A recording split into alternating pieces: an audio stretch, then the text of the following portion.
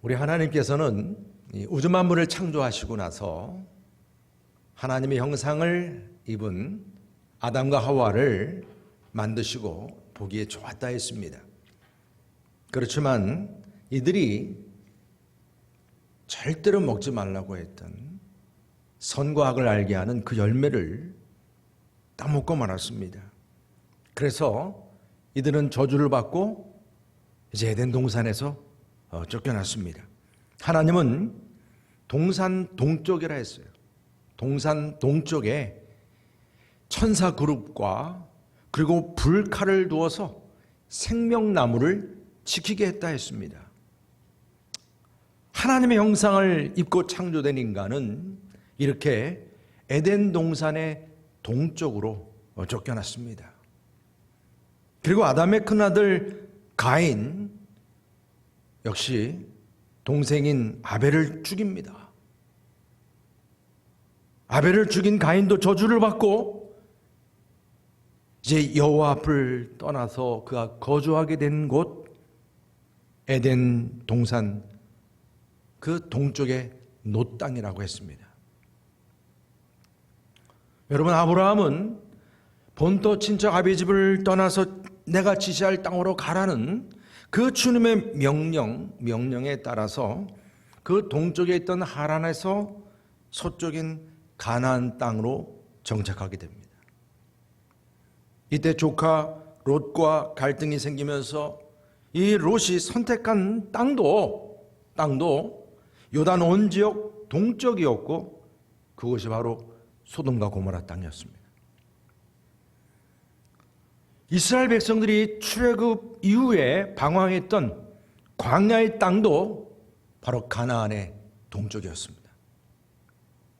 성경에는 이처럼 여러분들 이 바벨론으로 포로당할 때도 이스라엘 백성들이 어느 쪽으로 갔습니까?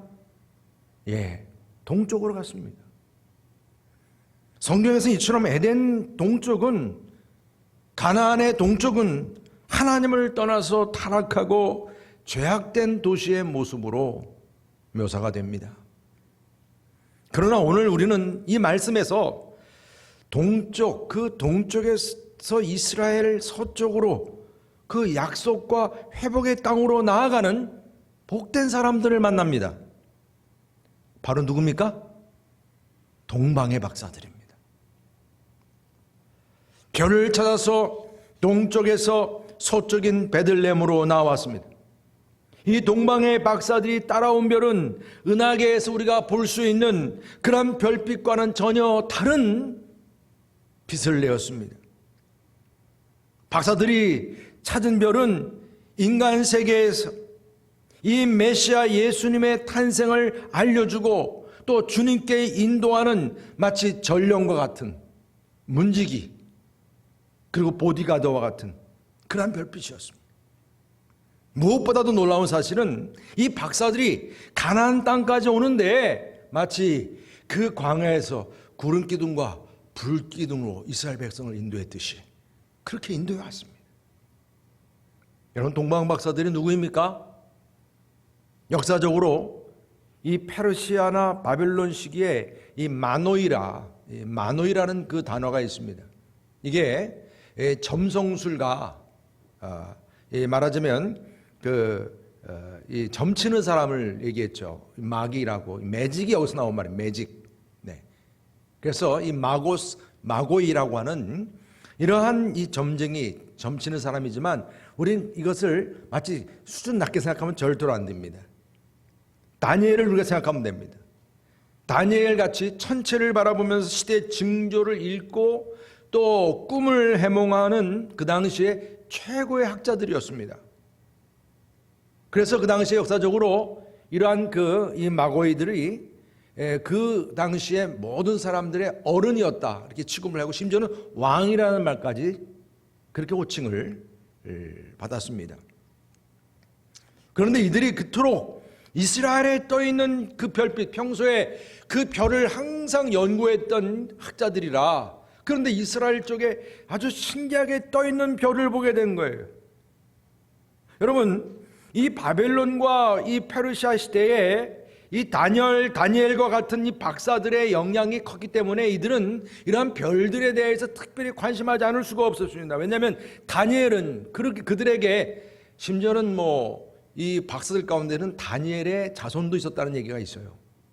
그 정도로 다니엘이 항상 고국을 향해서 기도하면서 또 예언한 기도의 내용이 이렇습니다. 9장 17절 말씀 보게 되면 그러하온즉 우리 하나님이여 지금 주의 종의 기도와 간구를 들으시고 주를 위하여 주의 얼굴 빛을 주의 황폐한 성소에 비추시옵소서.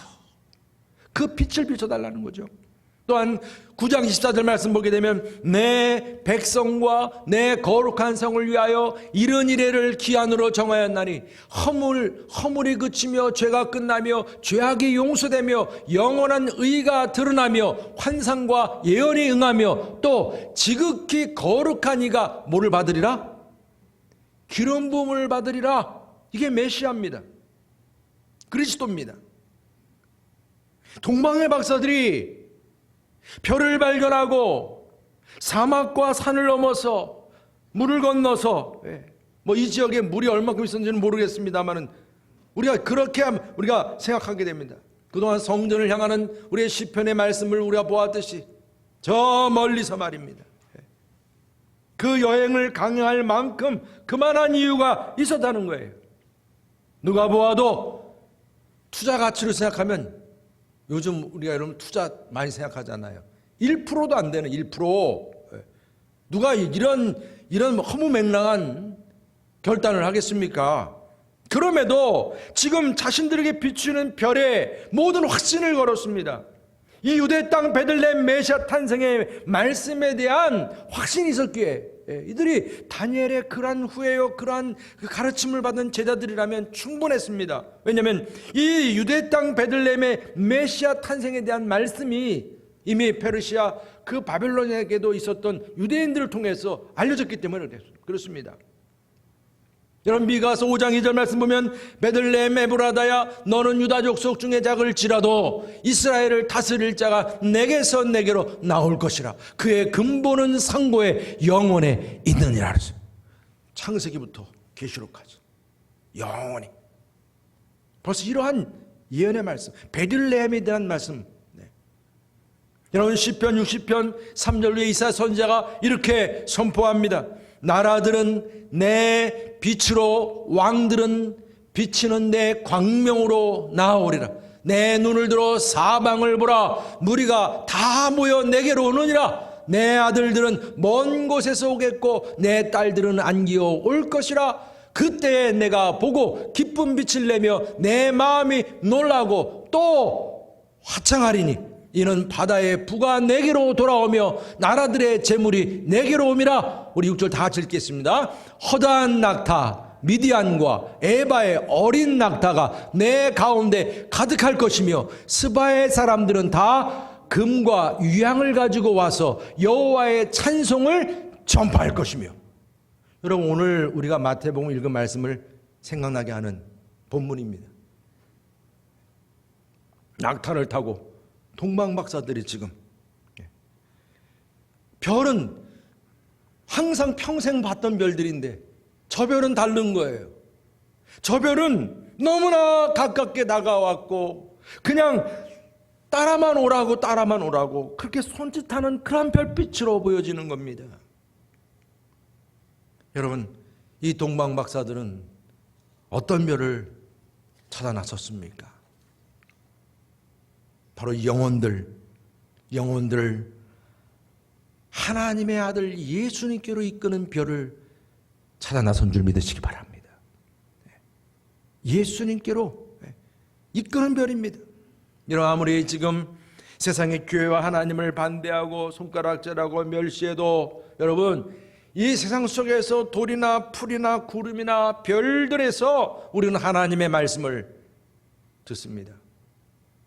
지금 우리가 거리두기 2.5단계라고 그래서 이제는 성전의 모임도 폐하게 되고 성전 불이 꺼져 슬프지만은 여러분 우리 하나님은 사람들의 건물이나 전기불에 의존하는 분이 아니십니다. 그냥 그분은 거룩한 지성소의 빛이세요. 별이십니다. 사람들이 복음의 증거를 싫어해가지고 전도를 안 해요? 여러분들 지금 코로나 이후로 해서 우리가 전도를 못해요?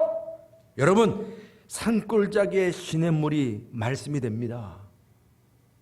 돌들이 큰 소리로 설교하고 증거합니다. 유대인들의 대제사장과 오늘 서기관들이요, 자기들의 임무를 팽개쳐도 별들이 주의 영광을 선포하고 우리 하나님의 아들의 탄생을 알리는 줄 믿으시기를 바랍니다. 우리들 역시 하나님의 손에 붙잡힌 별이고 빛임을 믿으시기 바랍니다. 그래서 우리는 이 빛의 사명을 가져요. 무엇보다 먼저 이 별은 우리 그리스도를 알리는 빛을 발해함을 믿습니다. 동방박사들은 신기한 별빛을 바라보면서 따라왔습니다. 그 별은 이미 예언되었던 메시아의 탄생, 그 탄생을 알리는 별이었습니다. 여러분, 그냥 별은요 떠 있으면 되는 거예요. 그럼 빛나고 그 빛나는 별을 사람들은 보게 돼 있어요. 동방박사들처럼. 여러분, 우리가 빛의 사명자라면 빛을 발하시면 됩니다. 길이요 진리요 생명이 되시는 빛이 드러나면 됩니다. 그러면 애쓰지 않아도 어둠 속에 있는 영혼들이 여러분들의 빛을 보게 되어 있습니다. 빛을 발해야 된다. 그리고 여러분, 이 빛은, 이 참된 별은 그리스도께로 인도하는 빛이 되어야 합니다. 그냥 이런 빛만 발한다고 다가 아닙니다. 그냥 내가 빛을 발하는 존재로만 끝나는 게 아닙니다. 오늘 이 별은 아주 구체적으로 손짓하면서 이 동방박사들을 그리스도께로 인도했듯이 말입니다. 여러분들의 그 빛은 이 땅에 그리스도를 모르는 영혼들에게 가서 그들의 손을 붙잡고 인도할 수 있는 빛이 되어야 한다는 것입니다. 마치 목자가 양을 끌고 다니면서 나중에 우리까지 인도하듯이 말입니다. 제사장들과 서기관들 오늘 말씀 보니까 어떻습니까? 그들이요 말씀 다 알았어요. 율법에 정통한 자들이에요. 베들레헴에 이 메시아가 탄생한다는 걸 다 알고 있었어요. 알고 있는 게 무슨 의미가 있겠어요? 자기들의 제사장 직분이 무슨 의미가 있겠어요? 여러분, 지금 이들은 이 박사들을 그리스도께로 인도하는데 아무 소용이 없었어요. 그들이 알고 있는 지식도, 그들이 가지고 있는 제사장 직분도, 율법이 서기관이라는 직분도 아무런 의미가 없었어요. 무관심합니다. 형식적인 종교인들입니다. 습관적으로 헌금하고 예배드리고 설교 듣고 봉사할 뿐입니다. 예수님의 탄생에 대해서는 무관심합니다. 저는 이 말씀을 보면서 목사인 나 자신부터도 교역자들이든 장로님들이든 정말 중직자이든 내가 그래도 교회 안에서 귀한 사명 감당한다고 하는 그러한 직분자이든 우리가 조심해야 된다는 거예요. 조심해야 된다. 오늘 별들이 박사들을 주님께로 인도하지 않습니까? 우리들의 직분이 아니고요, 내 지식이 아니고요, 우리가 빛을 바르는 삶이라고 하는 것은 그만큼 이렇게 본보기를 보이면서 정말 믿지 않는 이들이 따를 수 있게끔 하는 그 빛의 사명, 너무 중요합니다. 그냥 단지 그리스도가 누구냐라고 하는 것을 알리고 가르쳐 주는 것만이 아니라 이제 손목을 딱 잡고선 주님께로 인도할 수 있는 빛된 자 말입니다. 네. 여러분, 그리스도의 향기를 드러내면서 그저 말만 많이 하는 그리스도인 말고요, 이제 여러분들이 직접 믿지 않는 영혼들을 빛 대신 주님께로 인도할 수 있는 그러한 저와 여러분 되시기를 주님의 이름으로 축복합니다. 이러한 참된 별은 빛을 발하고 또 그리스도께로 인도하는 것만이 아니라 그 빛은 예수님께로 이제 왔을 때, 그 집에 왔을 때 딱 멈추어 선 것을 보게 됩니다. 더 이상 나가지 않았습니다. 여러분, 우리들의 이 빛의 사명은 그리스도께로 향하고 그리스도의 빛을 발하고 그리스도께로 인도하는 빛이고, 그리스도께로 왔으면 그리스도께 와서 멈추면 되는 거예요. 더 나갈 필요 없어요. 여러분, 더 욕심 부릴 필요 없습니다. 무리하게 십자가와 예수님 이상 넘어갈 필요 없어요. 바울처럼 그냥 나는 예수님만 자랑한다, 예수님밖에 없다, 주 예수보다 귀한 것 없다, 찬양처럼 말입니다. 그냥 주님만 있으면 만족하는 삶이죠. 별빛 아래 누워 계신 아기 예수님의 말로 우리 인생의 가장 귀한 승리의 깃발이고 임마누엘 하나님이심을 믿습니다. 구원자이십니다. 주님 한 분만으로 만족합니다. 여러분, 별을 찾아온 영혼들이요, 주님 계신 그곳에 와서 그곳에서 더 이상 흔들림 없이 굳게 서서 그 안에서 만족하고 기뻐하고 감사하고 찬양할 수 있는 그러한 영혼들, 그러한 저와 여러분들 될 수 있기를 주님의 이름으로 축복합니다. 여러분, 우리에게 이 빛의 귀한 사명과 함께 오늘 우리에게 주시는 또 한 가지의 교훈은 가장 큰 지혜와 기쁨이 되는 별을 찾아나셨습니다. 여러분, 이 동방박사들은 우리 예수 그리스도를 가리키는 그 빛을 찾아갔는데 큰 지혜와 기쁨이 되는 별을 찾아갔다. 여러분, 우리에게 있어서는 이처럼 주님을 찾아가는 삶을 살아가는 데 있어서 생각지 못한 어려움과 문제들이 생길 수 있습니다. 이런 박사들이 이제 저 별을 찾아서 우리가 이제 가자, 메시아를 찾아서 가자 결단하고 그들이요, 그렇게 산을 넘고 그 광야를 넘어가는 그 여정이요, 어찌 쉬웠겠습니까? 상상할 수 없었겠죠. 강도의 위협과 사막의 고통, 여러분, 그러한 엄청난 많은 어려움을 겪어가면서 내가 왜 이렇게 고생을 해야 되나, 내가 교회를 다니면서 왜 이렇게 내가 힘들어야 되나, 이런 생각하시기 전에 하나님께서는 우리의 구원을 위해서 독생자들 예수 그리스도를 십자가에 못 박게 하는 대가를 치르셨음을 기억하시길 바랍니다.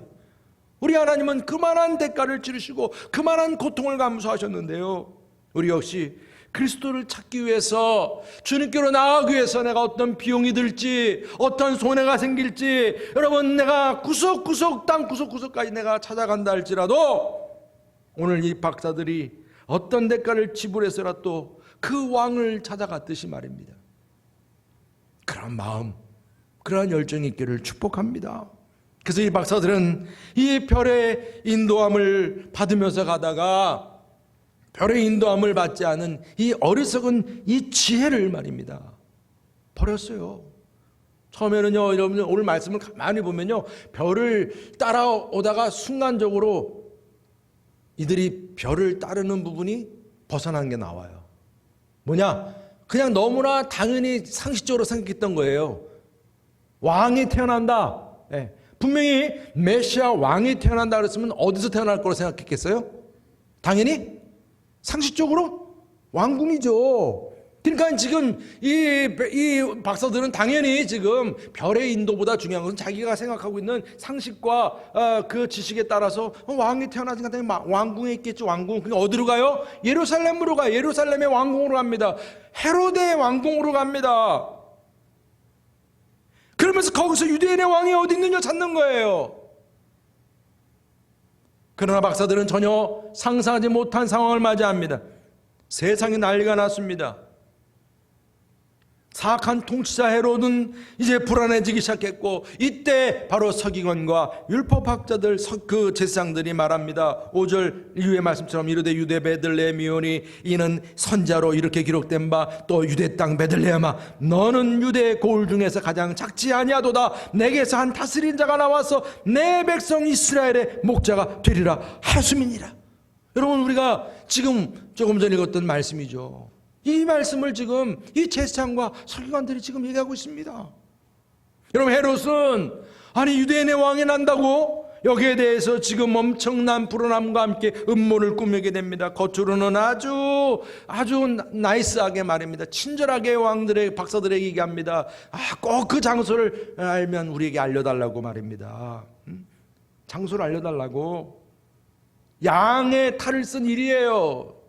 사단의 물입니다. 예수를 죽이고자 속임수를 쓰고 있는 거예요. 여러분, 세상의 지식을 따라갔더니, 그래서 왕궁에 갔더니 동방박사들이 만난 것은 이 사단의 계략과 소동을 만난 것뿐입니다. 여러분, 이 박사들은 별의 인도함을 받지 않고 세상의 지혜를 따랐기 때문에 이런 소동을 맞이하게 된 것입니다. 그래서 박사들은 오로지 별만을 가장 크게 기뻐하는 자로 이제 여기게 되었습니다. 여러분, 오직 그냥 별만 바라보는 거예요. 별만. 여러분 9절 10절을 다 함께 읽어보겠습니다. 시작. 박사들이 왕의 말을 듣고 갈새 동방에서 보던 그 별이 문득 앞서 인도하여 가다가 악이 있는 곳 위에 머물러 서 있는지라 그들이 별을 보고 매우 크게 기뻐하더라. 여러분 그 별을 놓쳤다가 문득 다시 별을 보게 되는 순간, 그리고 그 별이 어디에 있었다고요? 왕이 되신 아기 예수님의 탄생했던 그 집 위에 있다는 것을 발견하는 순간 이들이 크게 기뻐했다는 거예요. 여러분 지금 이 박사들은 예수께로 인도한 별을 보고 다시 그 별을 보게 되면서 크게 기뻐하고, 여러분 지금 그들은 자기가 가지고 있는 지식과 상식이 아니라 그 자그마한 그 별이 예수님께로 인도하는 그 별을 지금 기뻐하고 있습니다. 세상은 아무리 화려하고 유명하고 유식하고 놀라운 것들이 많아도 그 세상적인 것들은 주님께로 인도하지 못합니다. 그런 것들은 주님께로 인도하는 것들이 아니에요. 그냥 내 눈에만 보기 좋은 것뿐들이죠. 사람들은 거기에 현혹됩니다. 세상의 모든 것이라고 하는 것은 결국은 어두움이고 슬픔과 괴로움뿐입니다. 오로지 아기 예수님께로 인도하는 그 별빛만이 우리에게 가장 큰 지혜이고 가장 큰 기쁨인 줄 믿으시기를 주의 이름으로 축복합니다. 그래서 여러분 이 박사들은 그 별빛이 서 있는 아기 예수님이 태어난 그 자리, 그 집으로 이제 들어가게 됩니다. 여러분 우리가 이게 요즘 성탄절 카드 요즘 거의 없지만 이 카드를 이렇게 보게 되면 그런 그림 많았죠. 동방 박사들이 경배하는데 아기 예수님과 그 옆에는 아직 뭐가 있어요? 소도 있고 말도 있고. 네. 성경하고는 좀 다른 얘기예요, 그렇죠? 네. 왜냐하면 이미 지금 상황은 이제 그런 구유에서 나와서 집에 이제 모시고 있는 상황에서 이 동방 박사들이 지금 그 집으로 온 거죠. 집으로 온 겁니다. 여러분 박사들이 이제 집에 들어오는 순간 누구를 만나게 됩니까? 누구를 찾게 됩니까? 아기 예수님, 왕이신 예수님을 만나게 됩니다. 그 아기 예수를 만나는 순간에 그동안 자기들을 그렇게 먼 곳에서부터 인도해왔던 별빛은 이젠 더 이상 본질이 아니에요. 진짜 본질은 누구예요? 예수님이에요. 지금까지 나를 인도해왔던 그 별빛은 나에게는 주님께로 인도했던 지혜였습니다. 지혜. 그러나 그것도 지혜의 본질은 아니에요. 진짜 본질은 누구세요? 예수님이세요.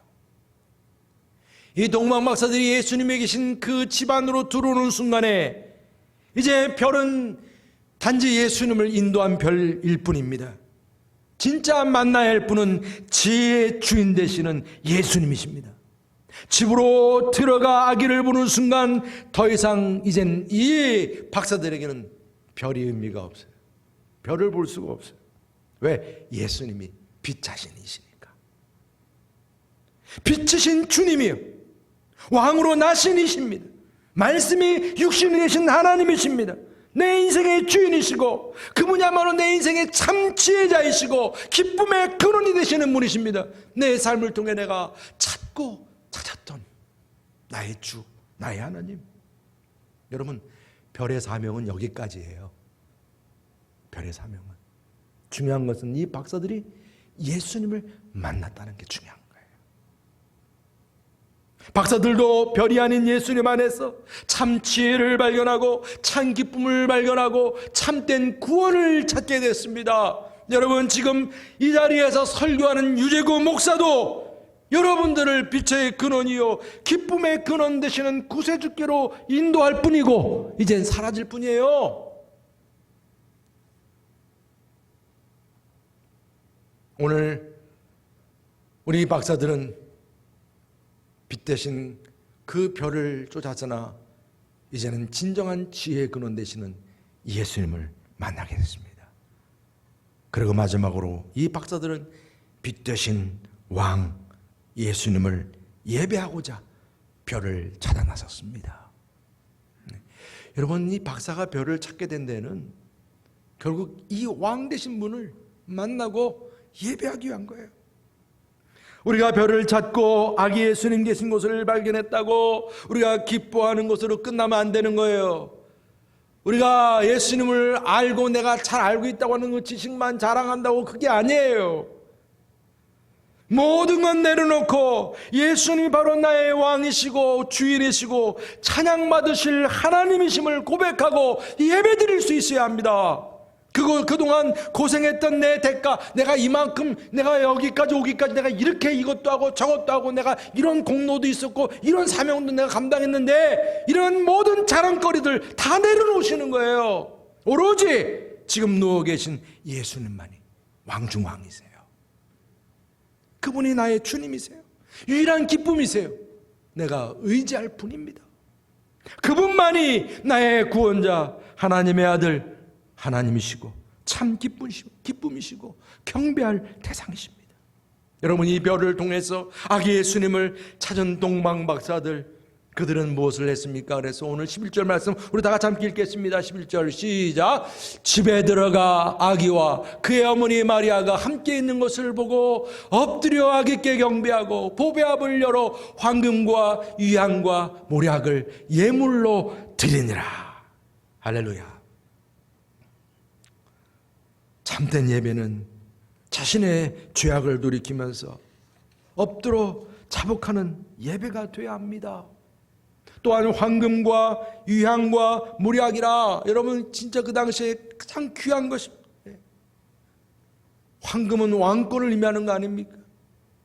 유향도 얼마나 귀합니까? 모략, 사람이 죽을 때 사용되는 귀한 향유입니다.